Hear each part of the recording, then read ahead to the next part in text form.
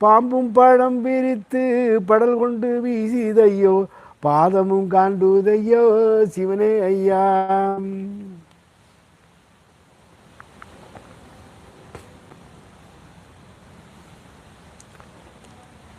ஐயாவுடைய விஷ்ணு பெருமானுடைய அறிவுரை கேட்டு அவர் நடந்தே வர்றார்.